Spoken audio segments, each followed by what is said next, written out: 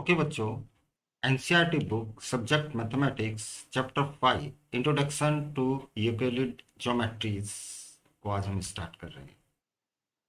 तो हम इस चैप्टर को समझने का प्रयास करते हैं। इस चैप्टर्स में क्या है, कुल मिला के ये है कि हमारी ज्योमेट्री स्टार्ट हो चुकी है। तो चलिए, इस चैप्टर के अंदर केवल 3 टॉपिक है। इंट्रोडक्शंस इंट्रोडक्शंस के अंदर यूक्लिड ज्योमेट्रीज का हम ये देखेंगे कि ये कहाँ से आई, कैसे बनी, इसके बारे में जानने का प्रयास करेंगे। यूक्लिड डेफिनिशंस, कि इसमें यूक्लिड ने क्या डेफिनिशंस दी ज्योमेट्री की, उसकी हम स्टडी करेंगे। एक्सिम्स एंड पोस्टुलेट्स, इसके बारे में हम जानने का प्रयास करेंगे कि क्या क्या एक्सिम्स हैं, क्या पोस्टुलेट्स हैं और उनकी डेफिनेशंस क्या है, ये भी देखेंगे। थर्ड टॉपिक है equivalent version of Euclid's fifth postulates, इसके बारे में हम जानने का प्रयास करेंगे। और लास्ट में है समरी। तो चलिए हम फर्स्ट टॉपिक लेते हैं, इंट्रोडक्शन। फर्स्ट लेते हैं इंट्रोडक्शन।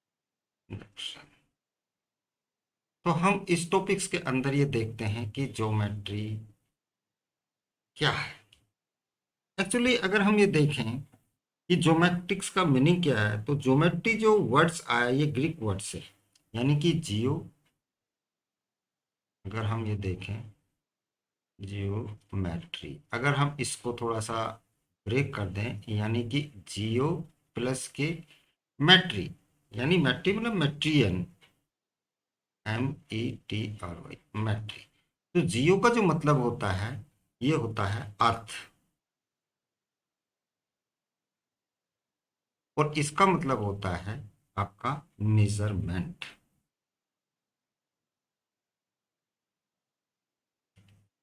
मेजरमेंट यानी मेजर करना, नापना, हिंदी में बोलते हैं इसको नापना। ठीक है, ये अर्थ का तो आपको पता ही है। तो कहने का मतलब ये है कि ये जो वर्ड्स आया जियोमेट्री, यानी अर्थ का मापन, अर्थ का मेजरमेंट, या ये कह सकते हैं हम measuring of the land, measuring of the land, यानी कि जो बना मेजरिंग ऑफ द लैंड। ठीक है, तो ये जो मेजरिंग ऑफ द लैंड है, यही कहलाती है आपकी ज्योमेट्री। एक्चुअली होता क्या था कि जो हम एंशियंट सिविलाइजेशन, जो हमारी पुरानी सिविलाइजेशन से हैं, जिसके अंदर इंडिया की सिविलाइजेशन है, चाइना की है, ग्रीस की है, बेबीलोन की है, ठीक है, इन सब की सिविलाइजेशंस के अगर हम थोड़ा स्टडी करके देखें, तो उस समय ये लगता है कि जो लोगों के सामने जो उस वक्त के जो पीपल थे, उस वक्त के लोग थे, उनके डिफरेंट डिफरेंट प्रॉब्लम हुआ करती थी। ठीक है, तो उसी प्रॉब्लम को सोल्व करने के लिए ज्योमेट्री का उन्होंने अलग अलग तरीकों से अलग अलग प्रयोग किया। जैसे कि नील नदी की सिविलाइजेशंस की बात करें, तो वहां पे जो नील नदी थी, उसमें एकदम कभी कभी बाढ़ आ जाया करती थी। तो वहां पे जो लोग रहते थे, उन्होंने उस बाढ़ को रोकने के लिए, ताकि उनका वो पानी उनके गांव तक या उनके शहर तक या उनकी बस्ती तक ना आए, तो उन्होंने वहां पे उसमें जैसे दीवार बनानी स्टार्ट कर दी, मेड बनानी स्टार्ट कर दी। एक अच्छी सी उन्होंने जो है दीवार खड़ी की, लेकिन दीवार ऐसी उन्होंने खड़ी की कि पानी का कितना भी प्रेशर आ जाए, वो नहीं गिरे। तो इसीलिए वहां से पता लगता है कि जब उस वक्त के लोगों को ज्योमेट्री का काफी ज्ञान था। यदि हम इंडिया के जो सब कॉन्टिनेंट्स था, इसके जो है बारे में बात करें, तो जो हड़प्पा और मोहनजोदड़ो की जो खुदाई हुई थी, तो उसमें हमें बहुत कुछ मिला था, जहां वो उसमें ये शो हो रहा था कि इन लोगों ने ज्योमेट्री का किस तरह यूज किया। कैसे? क्योंकि वो एक ऑर्गेनाइज सोसाइटी थी। जो लोग वह उस वक्त वहां पे रहते थे, वो ऑर्गेनाइज सोसाइटी का मतलब ये था कि अच्छे रोड थे, रोड पैरेलल थे, अच्छे घर थे, घर के अंदर बड़े बड़े रूम थे। तो ये कैसे बना, ये कैसे मतलब कि बन पाया? तो ओनली ज्योमेट्री की वजह से। तो उससे ये प्रूफ हो गया कि वो लोग भी ज्योमेट्री के बारे में बहुत ज्यादा नॉलेज रखते थे। अब हम अगर बात करें कि इंडिया की ही बात करते चलते हैं, तो ये आपका 800 टू 500 BC में जो है, इसकी जो एक मैनुअल हुआ करता था, ज्योमेट्रिक कंस्ट्रक्शन का एक मैनुअल था, जिसको हम बोलते हैं सुलभ सूत्र।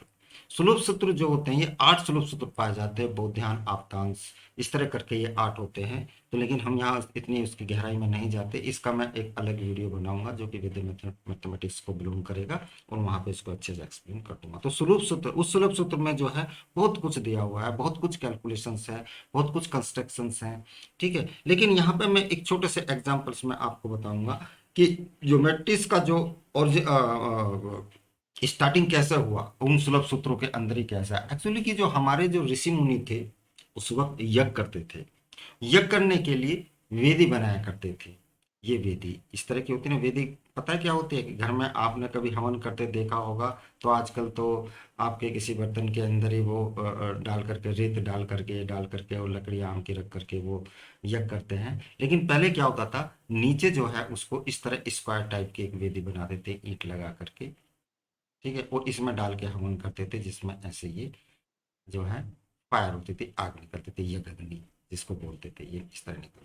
लेकिन ये जो यज्ञ अग्नि का जो कॉन्सेप्ट होता था कि यदि ये जो पोर्शन है बिल्कुल एग्जैक्ट एक्यूरेट बनना चाहिए, तो इसको जो एक्यूरेट बनाने के लिए जो हमारे जो एक मैथमेटिशियंस ऋषि थे बोधियान जी, उन्होंने इसकी एक जो है ना तरकीब दी, एक टेक्निक दी कि उन्होंने क्या किया कि ठीक है भाई कि ये एक इस तरह का यहाँ पे ईंट रखा और यहाँ पे ईंट रखा, ये तो दोनों उन्होंने बिल्कुल बिल्कुल हो गया। अब यहाँ पे जो ये डालना था, ये कितना डाला, तो उन्होंने यहाँ पे इसका एक ही हाइपोटेन्यूज बनाया, इस हाइपोटेन्यूज की उसने मेजरमेंट्स की इनके माध्यम से, और उसी के अनुसार जितना ये इसकी निकल करके आई, उन्होंने एक यहाँ पे भी ठीक हाइपोटेन्यूज को उतनी दूरी का बिल्कुल स्ट्रेट लाइन करके और फिर इसको मिलाया, तो उनको ये पता लगा कि ये बिल्कुल एग्जैक्टली एकदम एक स्क्वायर के रूप में या रेक्टेंगल के रूप में बन चुका था। तो इसको जो दिया कि जब इसकी इसकी हेल्प से ये वाला इसका निकाला हाइपोटेन्यूज, तो ये उन्होंने अपने नाम पे ही बोधियान थ्योरम नाम दी, जो कि आजकल आप पाइथागोरस थ्योरम के नाम से जानते थे। एक्चुअली पाइथागोरस की जगह उससे पहले ये बोधियान ने इस थ्योरम के बारे में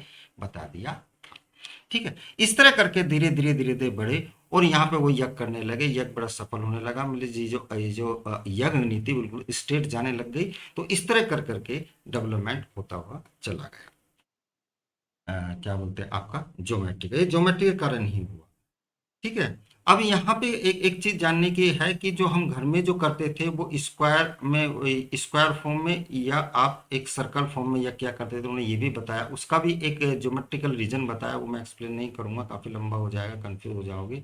और जो हम एक सोसाइटी में क्या करते थे, उसको एक रेक्टेंगुलर फॉर्म में लेते थे, ठीक है, रेक्टेंगुलर फॉर्म में या ट्रायंगुलर फॉर्म में करते थे, इस तरह करके उसमें बताया गया है कि क्योंकि ये इन्हीं की वजह से ये जो है ना ये शेप निकल करके आई थी कि ठीक है भाई हम घर के अंदर करेंगे तो स्क्वायर वेदीज बनाएंगे, वेदी को ना यज्ञशाला जिसमें हम यज्ञ करते हैं, वेदीज इसको नाम बोलते हैं, वेदीज, वेदी, ठीक है, ठीक है। तो ये स्क्वायर में और स्क्वायर या सर्कुलर में लिया गया, उस सर्कुलर तो सर्कल जब सर्कल के फॉर्म में रहा तो सर्कल की भी वहां से एक ज्योमेट्रिकल शेप निकल करके आई। और जब उन्होंने बाहर सोसाइटी में उन्होंने ये एक्सप्लेन किया जो अगर हम सोसाइटी में यज्ञ करेंगे तो हम या तो रेक्टेंगुलर फॉर्म में लेंगे, या हम आपका जो है ट्रायंगुलर फॉर्म में लेंगे, या आइसोसेलेस ट्रायंगल फॉर्म में लेंगे, ठीक है। मतलब कि उसमें उन्होंने जो है ट्रोपिज्म में लेंगे। तो इन तीन तरह के जो है ना पब्लिक वर्शिप के लिए हमारा ये यूज होता है। आज भी आप देखोगे यदि मंदिर में यज्ञ की बात करेंगे तो वहां पे जो शेप है वो रेक्टेंगुलर ही मिलेगी, लेकिन घर की जब बात करेंगे या तो आपको स्क्वायर में करेंगे, तो देखो आपको स्क्वायर की बात बोला कि एक सर्कल, सर्कल वाला बर्तन में करेंगे रख करके, है ना, उसमें, या फिर हमारे पास पूरा स्क्वायर होगा उसमें करेंगे, ठीक है। लेकिन अगर हम पब्लिक की बात करें तो इस तरह का रेक्टेंगुलर होगा या ट्रोपिज्म होगा या ट्रायंगल फॉर्म में होगा, ठीक है। तो इस तरह इसका जो है हमारा डेवलपमेंट होता हुआ चला गया। वहीं पे अगर हम एक एग्जांपल और लें, आपने ये देखा होगा क्या बोलते हैं ये श्रीयंत्र, श्रीयंत्र के बारे में अगर आप देखोगे तो एक पिरामिड टाइप का इस तरह का ये होता है, इस तरह का कुछ समथिंग होता है जिसमें ये बहुत सारे ट्रायंगल होते हैं। तो आप देखोगे अंदर बनता तो ये दो तीन ट्रायंगल से, लेकिन वो इस तरह अरेंज किया जाता है कि इसमें 43 ट्रायंगल होते हैं। वो 43 ट्रायंगल इस तरह से सेट होते हैं कि जो वेव्स आती है, जो अच्छी वेव को ये कवर करता है और जो नेगेटिव है उसको ये वापस भेजा। तो इस तरह का भी ये ट्रायंगल उस टाइम में देखिए उन्होंने बनाया था, तो इसका मतलब उनको ज्योमेट्री की अच्छी नॉलेज थी। ये जो प्रोसेस था 300 बीसी तक चलता रहा। कब तक चलता रहा? 300 बीसी तक चलता रहा। ठीक है। उसी टाइम में एक मैथमेटिक्स का छोटा सा टीचर हुआ करता था, जिसका नाम था यूक्लिड्स। यूक्लिड्स ने क्या काम किया, जितने उसके टाइम तक ज्योमेट्री में काम हुए, उसने उन सबको इकट्ठा किया, और इकट्ठा करने के बाद अपनी एक बुक लिख डाली, जिसमें उसमें 47 चैप्टर बनाए। उस 47 चैप्टर का फर्स्ट चैप्टर एलिमेंट्स जिसका नाम था, उसी का ही छोटा सा जो है प्रेजेंटेशन इस चैप्टर में, यानी कि इस ज्योमेट्री पार्ट में यहाँ शो किया गया। तो वो जो 47 जो चैप्टर में जो एलिमेंट्स पार्ट था, उसी के अंदर से ही जो है यूक्लिड ज्योमेट्री बनी। यानी कि उसने वो जो पुराना काम था, जो आपका ये मान के 800 टू 500 BC या उससे पहले का भी जो भी उसको मिला, जो भी उसको लिटरेचर मिला, उसने सबको अपनी उसको पढ़ा, उसको ऑर्गेनाइज किया, एक सिस्टम बनाया। उस सिस्टम्स के अंदर से जो है अपना कुछ मतलब कि उसके अंदर रिसर्च करके डाला, और एक बुक लिख डाली एलिमेंट, जो होल वर्ल्ड आज उस बुक पर ही उसी की ज्योमेट्रीज को यूज करते हुए काम कर रहा है। तो ये इसका इंट्रोडक्शन। तो इसका आपका जो है ये फर्स्ट पार्ट्स जो है ये इंट्रोडक्शन पार्ट्स लगभग कवर। ठीक है जी। तो चलिए हम दूसरा टॉपिक्स को जो है सेकंड वीडियो में लेंगे। ठीक है। थैंक यू बच्चों।